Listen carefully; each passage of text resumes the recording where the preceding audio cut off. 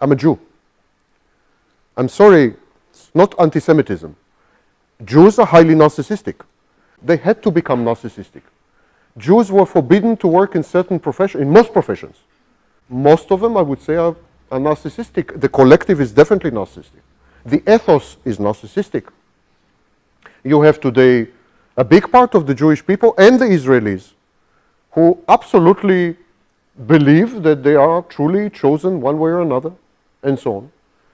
They're very arrogant and vain and aggressive, and so that's an example. But you don't have, I mean, Jews is one, but for example, Russians are the same. Highly narcissistic collective.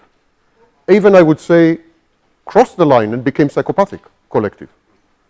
So it's happening. This is not theory. This is happening. All you need to do is roll the globe, I mean, swing the globe. And you will find many examples of whole cultures, society, civilizations and collectives who became narcissistic. Many religious minorities.